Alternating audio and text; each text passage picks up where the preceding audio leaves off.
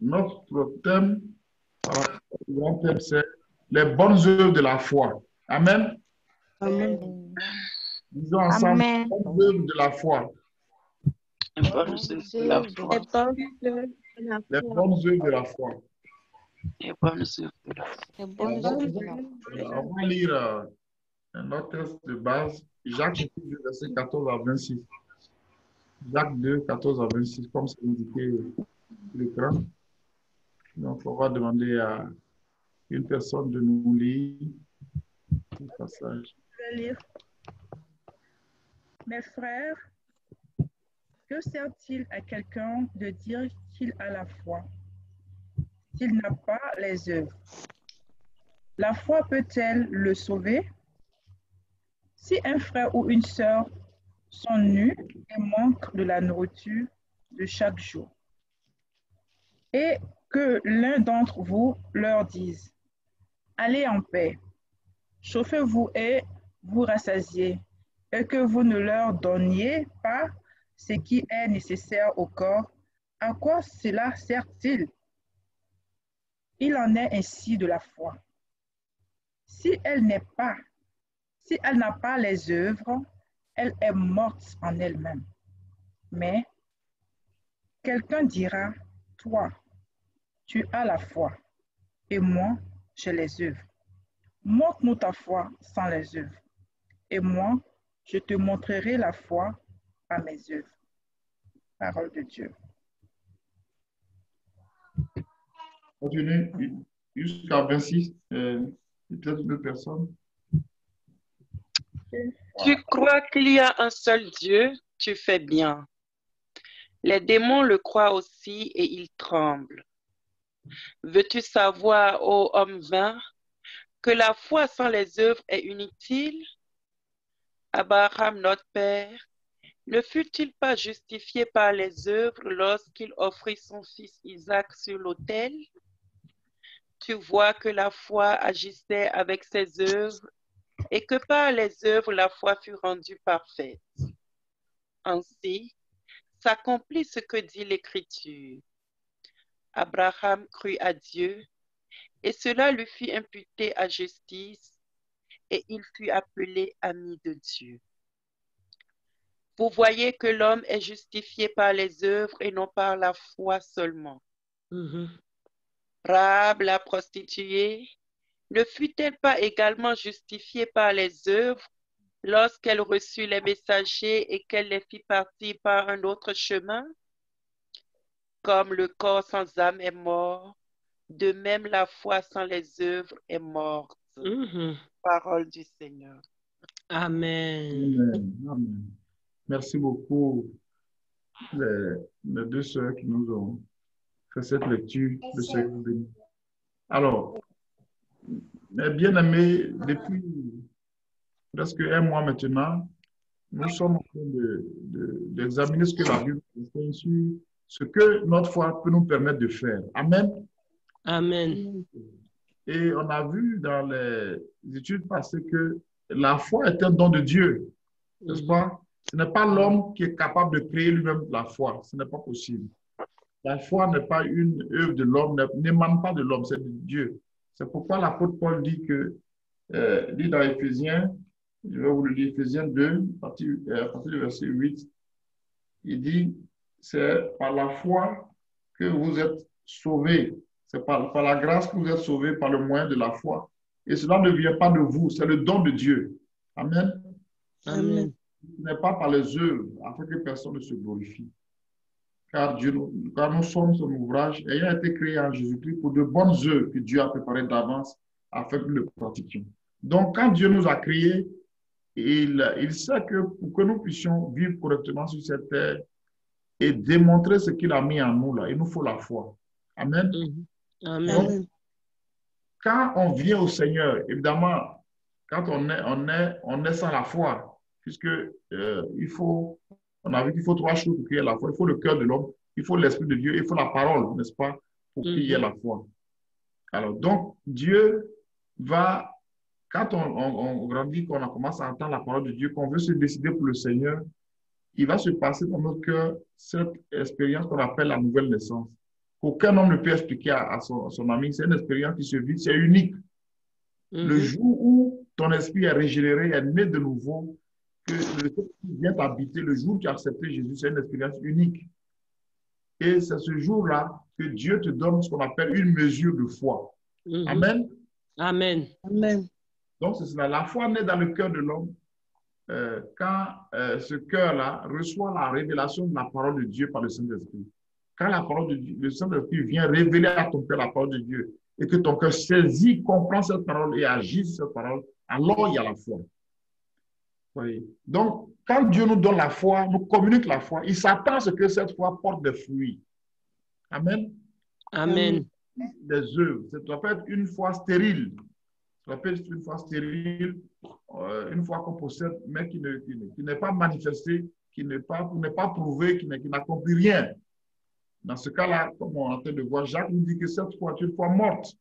Mais quand la foi est dans le cœur de l'homme, obligatoirement, elle doit produire des effets dans sa propre vie et de façon que ce soit visible. Amen. Amen. Regardez un exemple dans Luc 13, 6 à 9. Luc 13, 6 à 9. Quelqu'un peut nous lire Luc chapitre 13, verset 6 à 9.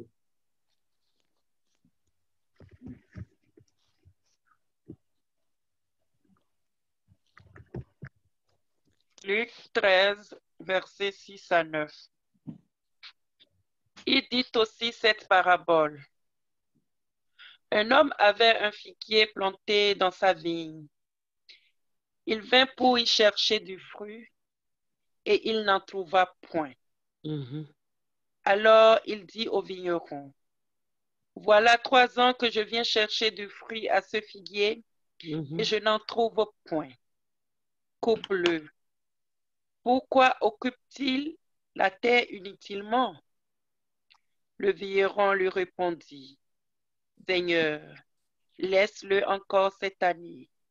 Je creuserai tout autour et j'y mettrai du fumier.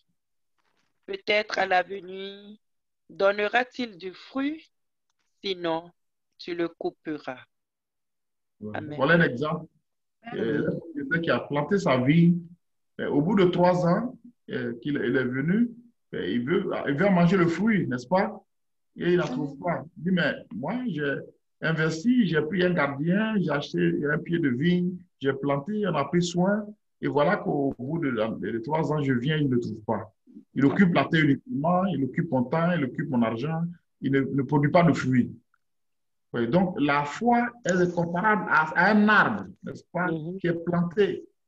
Donc, on fait le parallèle spirituellement. Dieu plante dans notre cœur, produit par le Saint-Esprit dans notre cœur, la foi par sa parole, et cette foi doit être agissante. Elle doit porter des fruits. Amen. Sinon, ça va ressembler à cet arbre qui occupe la terre, qui puise les sels minéraux, qui bénéficie de l'engrais, qui bénéficie du soleil, de la pluie, mais qui ne produit pas de fruits. À quoi c'est peut-être mieux de couper cet arbre et puis d'en faire du bois ou vous faire un objet d'art, ce serait peut-être mieux, n'est-ce pas? Que de laisser sur une terre un arbre qui ne produit pas de fruits. Donc, la foi, notre foi en Christ doit être accompagnée de bonnes œuvres. Amen. Amen. Et Jésus même a dit dans Jean 15, verset 2, il dit, toute branche, n'est-ce pas, qui est à moi et qui porte des fruits, je les monte. C'est-à-dire, je l'entretiens pour qu'il porte plus de fruits. Mais s'il ne porte pas, qu'est-ce qu'il faut faire? Il dit, je le retranche. Il retranche cette branche-là, carrément. Parce qu'elle est collée à moi, elle ne porte pas de fruits. Donc, bien aimé, on ne peut pas dire qu'on a la foi si cette foi-là n'est pas prouvée par les œuvres qu'on fait. Amen. Qu'est-ce qui montre que tu as la foi? Vous voyez, de même que un homme, une femme qui est incrédule va produire de mauvaises œuvres. Mais un homme, une femme qui a trouvé la foi, on doit voir cela dans sa vie, n'est-ce pas? Et si vous vous rappelez l'image que le Seigneur a prise dans Matthieu 13, il dit, vous êtes la lumière du monde, n'est-ce pas? Vous êtes le sel de la terre. Donc, ça veut dire qu'il nous a placés dans ce monde pour que nous soyons des exemples, des témoins et que les autres puissent voir notre façon de vivre et copier, n'est-ce pas? C'est nous qui devons apporter, être le sel, de faire en sorte qu'ils fassent bon vivre autour de nous, avec tous ceux qui sont en contact avec nous. Il dit, mais si le sel perd sa saveur, c'est-à-dire que si nous sommes appelés sel, mais qu'on ne peut pas, il n'y a aucune saveur, mais à quoi ça sert? Il dit, ça c'est mieux qu'on jette et qu'on foule aux pieds, parce que ça ne sert à rien. Il nous a comparé aussi à la lumière. Mais si cette lumière, elle est cachée, elle n'arrive pas à éclairer, chasser les ténèbres, à quoi elle sert? Donc, tous ces exemples pour nous montrer que la foi que Dieu nous communique doit être une foi qui produit des œuvres bonnes. Amen. Amen. On va voir une différence. Si nous sommes dans un service, si nous sommes dans une maison, dans une famille, partout où Dieu nous conduira, il faut que la foi qui est en nous soit manifeste. Qu'une personne qui rentre en contact avec nous sache que cette femme, cet homme, il y a quelque chose qui est en elle, qui est actif en elle et qui produit, qui fait qu'il y a tous ces éléments, cette démonstration. Oui. Donc, bien aimé, c'est ce que Jacques nous dit ici. Vous savez, il y a souvent ce débat-là entre les théologiens, la foi qui sauve. D'un côté, Paul qui dit qu'on est sauvé par grâce, par la foi, ce n'est pas par les œuvres. Et Jacques dit non, la foi sans les œuvres, elle est morte.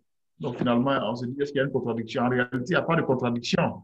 N'est-ce pas? La foi du salut, c'est tu as accepté Jésus dans ton cœur, tu as ouvert ton cœur, l'Esprit de Dieu t'a révélé Christ, tu as accepté, tu as eu la foi, tu es sauvé. Ça, ce n'est pas tes œuvres. Tu ne peux pas faire des œuvres pour être sauvé. Mais quand tu es sauvé pour de bonnes œuvres, pour pratiquer de bonnes œuvres. Amen. Amen. On n'est pas sauvé par les œuvres, mais on est sauvé pour les œuvres. Amen. Ce que Paul a dit tout à l'heure, dans ce qu'on a dit dans Éphésiens 2, il dit Dieu a préparé de bonnes œuvres pour que nous les pratiquions. Quand nous devenons enfants de Dieu, Dieu a déjà un plan qu'il a tracé, des choses qu'il a déjà prévues pour nous. Et par la foi, nous rentrons et nous accomplissons ces œuvres-là. Parce que c'est ça qui va nous assurer notre récompense dans le ciel. Amen. Amen. Amen. Si nous avons juste la foi pour être sauvés, que nous ne produisons aucune bonne œuvre, mais qu'est-ce qu'il va avoir comme héritage quand on va au ciel? Parce que la Bible dit dans Apocalypse 14, verset 13, il dit « Heureux dès à présent ceux qui meurent dans le Seigneur, car ils se reposent de leurs œuvres. Et leurs œuvres font quoi? Les suivent. Les âmes que tu as gagnées pour le Seigneur, le soutien que tu as apporté à l'œuvre de Dieu, les prières que tu as adressées à Dieu pour les gens, pour les malades que tu as visités, la générosité que tu as témoigné, l'amour que tu as témoigné, toutes ces choses-là, c'est ça que tu produis, c'est ça qui t'attend dans le ciel. Non seulement sur la terre, tu vas honorer Dieu et tu vas recevoir la bénédiction, mais encore, toutes ces œuvres-là t'attendent dans le ciel. Amen. Amen. Ceux qui meurent dans le Seigneur, c'est le pot de leurs œuvres, et leurs œuvres les suivent, tout ce qu'ils ont fait de bien. Amen. Donc, pas être sauvé, juste, tu as sauvé ton âme, mais qu'est-ce que tu as fait pour le royaume de Dieu? C'est ça. Donc, cette foi-là, elle doit être agissante. Amen. Mais les autres autour de toi meurent. Tu ne peux même pas ouvrir la bouche pour dire que Jésus t'aime. Donne ton cœur à Jésus. Mais où est ta foi? Où est l'action de ta foi? Oui. Donc, c'est ce que Jacques nous a expliqué, c'est ce que nous allons voir en détail. Donc, on a lu le test de base, nous allons donc regarder en détail ce qu'il nous dit. Le verset 14 de Jacques 2. Mes frères, que sert-il à quelqu'un de dire qu'il a la foi s'il n'a pas les œuvres? La foi peut-elle le sauver? Alors, donc, cette personne dit que j'ai la foi. Je crois en Jésus, j'ai la foi, etc. Bon, donc il dit, ok, c'est bien que tu as la foi. Mais où sont les œuvres qui accompagnent cette foi-là? Amen. Amen. Où sont les œuvres qui accompagnent cette foi? Où sont ces œuvres-là? Oui. Si un frère ou une sœur, il donne un exemple, sont nus et manquent de la nourriture de chaque jour, et que l'un d'entre vous leur dit, allez en paix, chauffez-vous et rassasiez, et que vous nous donnez ce qui est nécessaire au corps, à quoi sera sert-il? Donc, il donne un exemple. Tu as de quoi manger, ton placard est rempli de vêtements, ton compte est rempli d'argent, et quelqu'un vient, te dit, et tu vois un frère ou une soeur qui est dans le besoin, qui n'arrive pas à s'en sortir, qui traverse des difficultés, alors tu as la possibilité de l'aider, tu ne le fais pas. Pourtant, tu dis que tu as la foi. Oui. Donc, quand on a vu dans l'église primitive, la première église, que la Bible dit qu'il n'y avait même pas d'indigents au milieu d'eux. Ils partageaient ce qu'ils avaient. Oui, leur foi était agissante. Quand tu voyais un frère qui n'avait rien, ou même qui est au chômage, il le soutenait, il l'aidait à trouver du travail. Oui, ils étaient solidaires. Les premiers chrétiens, vous lisez dans Actes, dans les premiers chapitres d'Actes, vous allez voir comment ils étaient liés, comment il y avait l'amour au milieu d'eux. Oui. Donc, on ne peut pas dire qu'on a la foi et puis notre soeur est malade, on ne peut même pas lui rendre visite, on ne peut même pas prier pour lui. Notre soeur est dans le deuil, on ne peut même pas lui donner même un coup de téléphone pour lui dire Yako, passez l'encourager.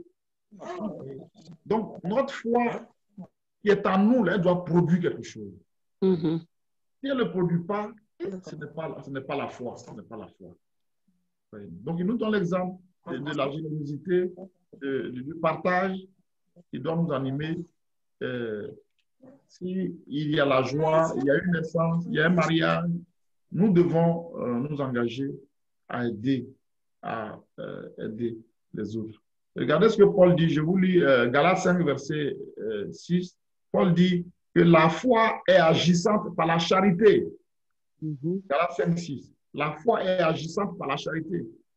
Ça veut dire que l'action de la foi qui est dans le cœur, là, elle se manifeste par des actes d'amour. Amen. Amen. Des actes de miséricorde, des actes de compassion. Oui.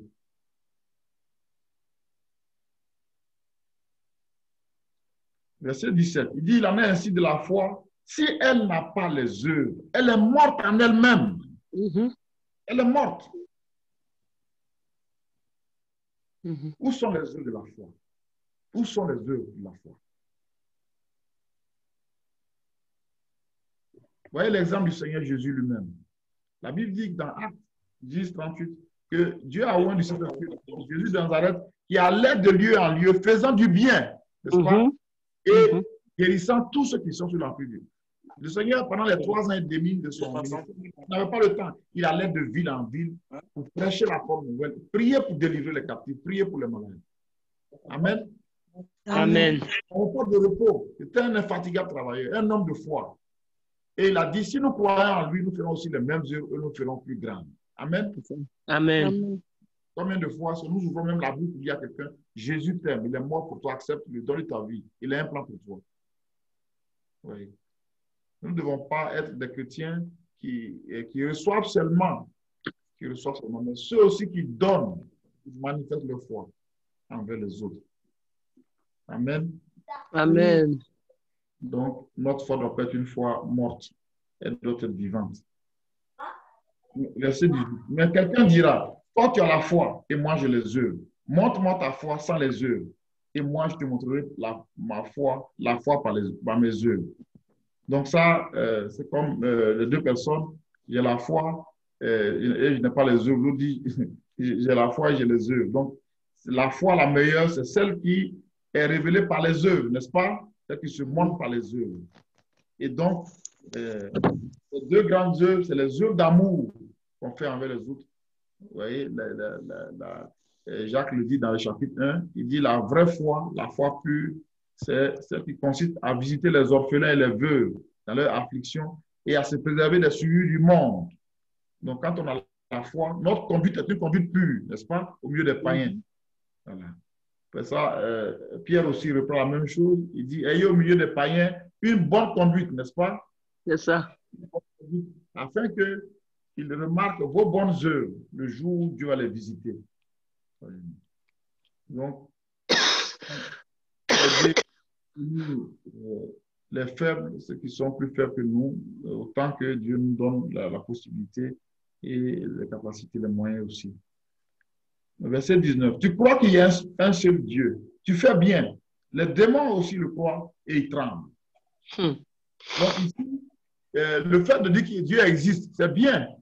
C'est ce qu'on appelle la croyance, n'est-ce pas? Croyance. Croire que Dieu existe, voilà. Parce que d'autres disent que Dieu n'existe pas. Ça, c'est les athées. Mais si tu dis que Dieu existe, tu reconnais que Dieu existe, c'est déjà bon. Mais ça ne suffit pas. Il dit, les démons aussi croient. Les démons savent que Dieu existe, n'est-ce pas? Mais qu'est-ce qu'ils font d'extraordinaire? Qu'est-ce que ça change à leur situation? Rien du tout, n'est-ce pas? Puisqu'ils demeurent toujours les mêmes démons. Et dans la présence de Dieu, ils ne peuvent pas tenir. Donc, c'est le fait de dire que Dieu existe, on n'a rien fait d'extraordinaire. Il faut une œuvre, une action que nous posons, qui est la conséquence de notre foi en Dieu. Amen. Amen. C'est ça qui démontre que nous avons la foi. Ce n'est pas seulement dire je crois en Dieu, je crois en Dieu. C'est bien de croire en Dieu, je crois en Jésus. Mais qu'est-ce que cette foi apporte dans ma vie? Qu'est-ce que ça opère dans mon cœur, dans ma vie? Quel changement ça apporte? Et qu'est-ce que ça apporte pour les autres, au bénéfice des autres? Veux-tu savoir, verset 20, ô homme vain, c'est-à-dire ô homme qui manque d'intelligence spirituelle, en fait, que la foi sans les œuvres est inutile. Oh Seigneur, la foi sans les œuvres est inutile, ça ne sert pas, ça ne produit pas de fruits. Il faut des œuvres. Alors, pour nous aider, il va nous donner deux exemples. Il dit, Abraham, notre père, ne fut-il pas justifié par les œuvres lorsqu'il offrit son fils Isaac sur l'autel? Tu vois donc que la foi agissait avec les œuvres et que par les œuvres, la foi fut rendue parfaite. Donc, l'exemple d'Abraham, qu'on appelait donc le père de la foi, l'homme que Dieu va appeler à lui pour qu'il soit le père de tous les croyants. Alors, Dieu lui a fait la promesse qu'il aurait un fils, n'est-ce pas? Il aurait une grande postérité, il aurait un pays, il aura la bénédiction et par cette bénédiction va se répandre à toutes les autres nations.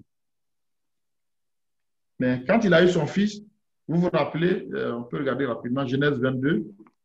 Genèse 22, verset 12. Genèse 22, à partir du verset... Bon, on peut lire rapidement. Genèse 22. On dit, après ces choses, Dieu mit Abraham à l'épreuve et lui dit. Donc, il va tester sa foi, n'est-ce pas, pour voir si réellement cette foi-là va produire des œuvres, des bonnes œuvres. Après ces choses, Dieu mit Abraham à l'épreuve et lui dit, Abraham, il me dit, et il répondit, me voici. Dieu dit, prends ton fils, ton unique, celui que tu aimes, Isaac, va-t'en au pays de Morija et là, offre-le en sacrifice sur l'une des montagnes que je te dirai. Amen. Amen. Alors, vous avez vu tout le temps que Abraham a mis pratiquement 25 ans, de 75 ans où il est arrivé à Canaan, et Dieu lui a fait la promesse qu'il allait donner un fils. Il a mis, c'est à 100 ans qu'il a eu l'enfant. Et maintenant que l'enfant a grandi, il devait avoir autour de 13 ans par là, Dieu lui dit maintenant, va m'offrir cet enfant en sacrifice. Bien-aimé, c'est bien quand on lit l'histoire, mais mettons-nous à sa place. Qui me fait ça? Comme si tu as prié pour avoir un enfant et l'enfant grandit. Maintenant, Dieu lui dit, mon enfant doit devenir un grand ingénieur, un grand docteur. Dieu dit, cet enfant-là doit aller à mon service. Imaginez-vous un peu comment ça se passe. Oui. Ou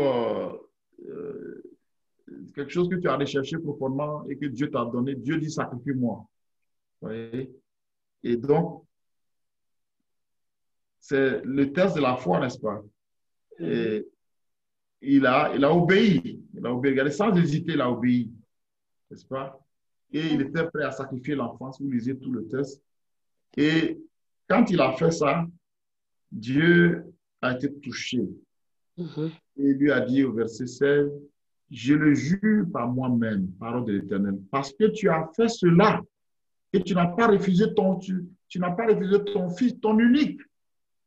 Je te bénirai et je multiplierai ta postérité comme le sang qui est sur le bord de la mer, et ta postérité possédera la porte de ses ennemis. Toutes les nations seront bénies en ta postérité parce que tu as obéi. Imaginez-vous. Dans le texte, on ne dit pas quelque part où Abraham a regretté ou bien il a mis en doute la parole de Dieu, n'est-ce pas? Son obéissance a été prompte. Son obéissance a été prompte. Il dit, je suis un croyant. Mhm. Je dois produire les œuvres. Je dois démontrer que ma foi est authentique. Oui. Bien aimé, c'est facile de dire qu'on a la foi, mais c'est les épreuves qui vont montrer que notre foi est réelle ou pas. N'est-ce pas? C'est devant l'épreuve. Vous voyez, dans tous les domaines, il y a ce qu'on appelle les certifications. Vous travaillez dans un domaine, on va vous demander qu'est-ce que vous avez les compétences. Donc, c'est prouvé par une certification que vous allez passer, des tests pour montrer que réellement vous avez la compétence. C'est la même chose pour la foi. Dieu lui-même a mis Abraham à l'épreuve. Mhm. Il permet des situations dans notre vie pour voir si réellement, comment nous allons réagir. Comment nous allons réagir? Est-ce que nous allons commencer à maudire Dieu? Tu as prié pour un travail. Dieu t'a donné un bon travail. Et à un moment donné, Dieu veut montrer, savoir si ta foi est solide. Il permet que tu perdes ce travail.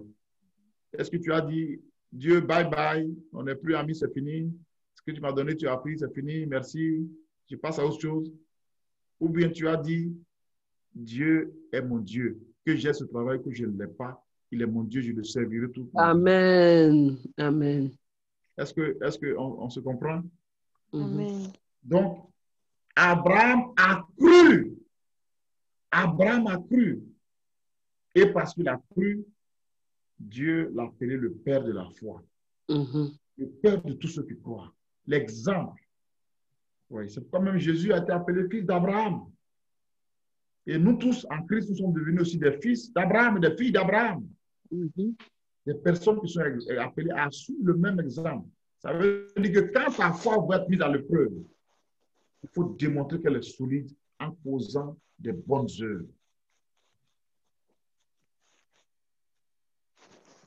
Amen. Et même quand lui a fait la promesse qu'il aurait un fils que ça tardait, Dieu lui a montré les étoiles du ciel. Il a dit, regarde ces étoiles, ta postérité, tes descendants seront aussi nombreux que ces étoiles. Il a lui dit qu'il a cru, au verset 23, et Dieu lui dit que cela s'accomplira. Il a été exaucé, il a été déclaré juste, ami de Dieu.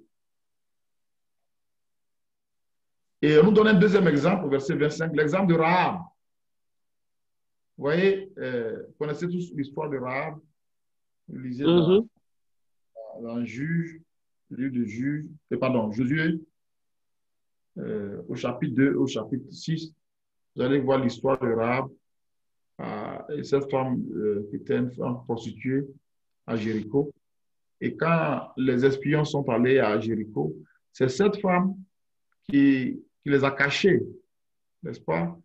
Elle a pris les espions, elle les a cachés, elle a dit, je sais que votre Dieu est le vrai Dieu. Amen. Et déjà, votre approche de cette région nous met dans la peur. On sait que Dieu est avec vous. Vous avez le vrai Dieu. Toute notre contrée-là est dans la terreur parce qu'on sait que Dieu est avec vous. Ce Dieu-là, moi aussi, je veux être adoratrice de ce Dieu-là. Amen. Et on connaît le passé de cette femme. C'est une femme prostituée, imaginez-vous. Une femme prostituée. Mais Rahab, la prostituée, est-ce que vous savez qu'elle est devenue, par sa foi, une des aïeules de Jésus-Christ lui-même? Vous imaginez ça? Une femme païenne, une femme qui ne connaît pas Dieu, une femme prostituée, mais qui a eu la foi agissante. Vous voyez, dans Matthieu 1, chapitre 1, verset 5, on dit Salmon engendra Boaz de Rahab. Boaz, le mari de Ruth, là. C'est le fils de Rahab, la prostituée. Imaginez-vous. Et dans la lignée de Jésus. Comment une femme prostituée? Ça peut choquer, n'est-ce pas? Mais ça nous démontre la puissance de la foi. Amen. Amen. Quand la foi est agissante, regardez ce qu'elle peut produire. Elle transforme une femme prostituée en une femme vertueuse. Amen. Amen. Et Dieu l'a justifiée. Ça veut dire que pour Dieu, elle n'a jamais été une femme prostituée. Puisque ça a amené la justice de Dieu dans sa vie. Ça veut dire que Amen. Elle devient une femme vertueuse. Amen. Amen. La foi qu'elle a là, qu'elle a manifesté là, a balayé tout ce qui s'est passé. Elle a déjà Amen. Elle a Amen. cru Dieu. Elle a cru que ce Dieu est le Dieu qui justifie. Mhm. Elle a abandonné sa vie passée. Et elle est devenue une croyante en l'Éternel. Amen. Amen.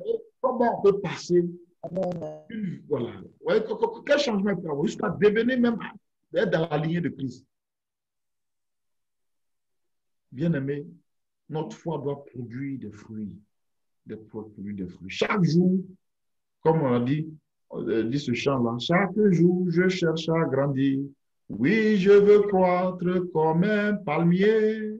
Porte des fruits à chaque période. Pour glorifier le nom du Seigneur. Donc, nous sommes appelés à porter des fruits, comme Abraham, à croire à Dieu, à garder la foi, à garder la persévérance, comme Rahab, à nous attacher à Dieu, porter la justice, les bonnes œuvres que nous allons accomplir pour Dieu, par amour pour Dieu, par amour pour notre prochain, parce que nous avons la foi. Ces bonnes œuvres-là, c'est notre compas dans le ciel. Amen. Amen. Amen. Donc, nous ne devons pas avoir juste la foi pour être sauvés juste pour nous. Non. Il nous faut produire des œuvres. Cette foi peut t'amener à construire même un orphelinat pour Dieu, pour les enfants, voilà, ou des écoles, même un hôpital, des œuvres. Vous voyez, aux États-Unis, beaucoup de personnes ont cette foi-là. Ils investissent tout ce qu'ils ont dans des missionnaires, ils soutiennent l'œuvre, ils investissent. Et quand il y a eu Corona aux États-Unis, beaucoup d'hommes, de chrétiens qui agissent par la foi, ont donné beaucoup d'argent pour soigner des gens gratuitement. Oui. Donc, bien aimé, la foi qu'on a en Dieu doit être agissante. Ce n'est pas une simple croyance de dire que Dieu existe. Non. Mais elle est prouvée par les tests. Elle est prouvée par les œuvres qu'on produit. S'il y a la foi, on doit voir ses œuvres. Amen. N'est-ce pas?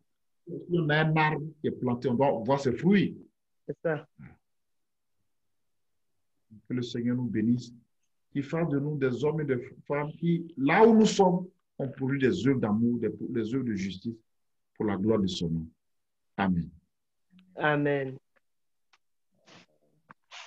Amen.